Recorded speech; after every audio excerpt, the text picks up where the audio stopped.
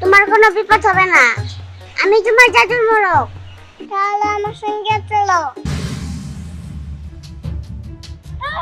ওরে বাবা রে এই উমর মোরগে তো বড় লোকে তোকে হ্যাঁ এই দাঁড়া, আমি তো করে কারেন্টে শর্ট দিতেছি। হ্যাঁ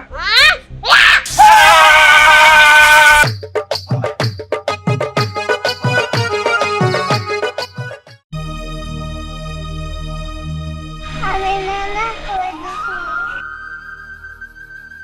সমস্যা মামাকে সুন্দর লাগতেছে না? হরে মা, তোরে অনেক সুন্দর লাগতেছে। মা, তুমি এখানে বসে খেলো, আমি তোমার জন্য কিছু রান্না করে নিয়ে আসি। হ্যাঁ, কি রে ধ্যান, তুই স্কুলে যাস না? হলো না মা, আমি স্কুলে যাব না।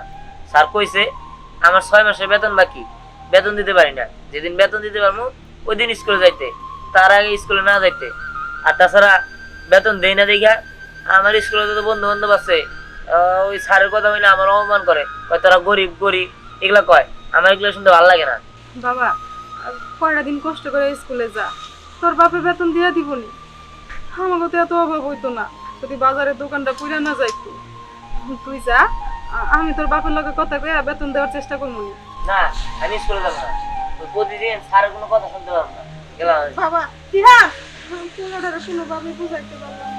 পোলাটা আমার একটা কোথাও চলে না, সংসারে এত অভাব, তারপরে পোলাটারে বুঝাইতে পারি। সাহেব, এই সাহেব, কাকা, কি মনে করে আপনি আমাকে বাড়িতে? কি মনে করে মানে? মনে হয় তুমি কিছুই জানো না।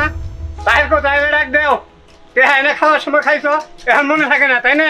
কাকা, কাকা আমি বলি নাই, মনে আছে। আসলে আপনার বাইশটার শরীরটা না বেশি ভালো না, এজন্য করে শুয়ে রইছে। ও, তেহা এনে খাইছো, এখন তো কবাই শরীর ভালো না, এই ভালো না, সেই ভালো না, ব্যবসা ভালো না। ওই না আমার শোনার তো সময় নাই। তাড়াতাড়ি ডাক দেও তাহলে, টাকা দিতে হবো। এই ধ্যানে রাখবো, ধ্যানে রাখবো, একটু কষ্ট করে বাইরে যাবো। আসসালামু আলাইকুম কাকা। ওয়ালাইকুম আসসালাম। খবর কি তোমার গো? কাকা, আসলে না আমি একটু অসুস্থ, তাই আপনার টাকাটা দিতে একটু দেরি হইতেছে। কাকা আপনি কিছু মনে করবেন না, কয়েকদিন পরে আমি কাম কাজ করে আপনার টাকাটা শোধ করে দেবো। ওই কথা 1 বছর ধরে কইতাছো, অত তাল বাহানা বুঝি না। আজকে ডেয়া দেন না, কোন থেকে দিবে সেটা জানি না। তাড়াতাড়ি ডেয়ার ব্যবস্থা করো। কাকা আপনি তো জানেনই, আপনার এই 50,000 টাকা দেওয়া আমার কাছে কোনো ব্যাপার ছিল না। আমার বাজারের মধ্যে বড় একটা দোকান আছিল, দোকানটা আগুন ধরে পুড়ে গেছে। তাই আমি 6টা মাস ধরে বউ বাচ্চা নিয়ে যে কি কষ্টে চলতেছি আপনাদের কেমনে বুঝামো। কাকা আমার আর কটা সময় দেন, আমি না আপনার টাকাটা শোধ করে দেবো। একটা ব্যাংকে ঋণের জন্য ঋণ প্রস্তাব করছি, ব্যাংকের দিকে টাকাটা দিতেছে না। টাকাটা দিলে না কাকা, আমি আগে আপনি টাকাটাই দেবো। এত কথা বুঝলি না। আজকের দিনই সময়, আজকের দিনের ভিতরে টাকা কই থেকে দিবে তা জানি না। দোকান পড়ছে না, এরপরে কিন্তু বাড়ি ঘর জ্বালাই দিমু, মনে রাখো। কাকা এতগুলা টাকা আজকে দিনের মধ্যে তুমি কেমনে দিবা, কেমনে জোগাড় করবা? জানি না আল্লাহ কেমনে যে আমাকে এই বিপদে ফেলাইলো, কেন যে এই বিপদে ফেলাইলো কিছু বুঝতেছি না। তুমি ওখানে থাকো, আমি বাইরে যাই দেখি কোনো জায়গায় কোনো টাকার ব্যবস্থা করতে পারি কিনা। নিজে না না খায় থাকতে পারবো, কিন্তু বাচ্চাকে তো একটা জোগাড় করার লাগবে। মা, তুমি এখানে থাকো, আমি রান্না করে দিয়ে দিই, কোনো ব্যবস্থা করতে পারি কিনা।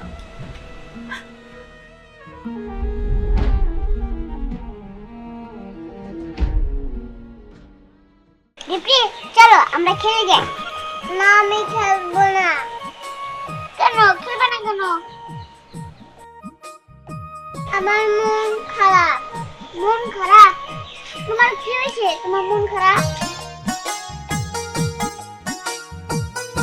আমার বাবা মা ওরা মন ভালো নাই।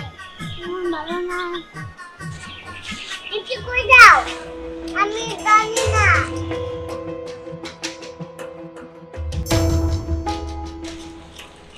দীপ্তি, তুমি ওই দিকে যাও না, ওই দিকে জায়গা ভালো না।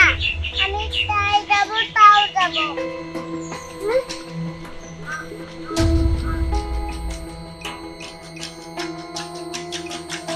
কি তুমি যাও না ওদিকে, ওদিকে অনেক ভয়ঙ্কর।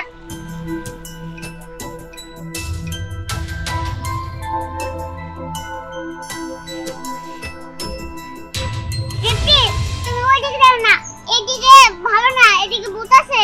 চলো দাও, আমি যাই।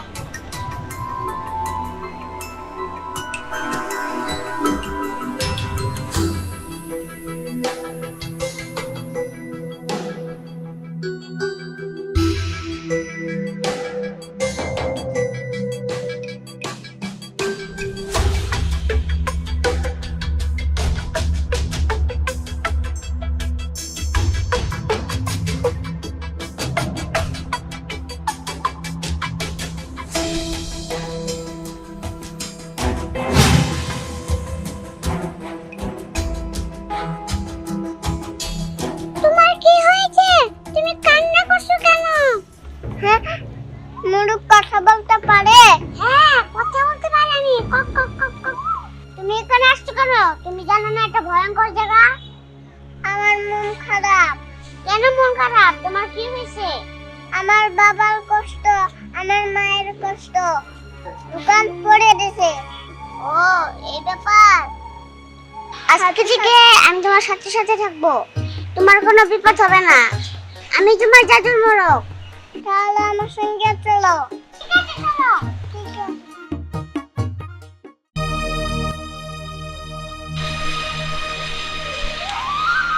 বিহান, এই বিহান,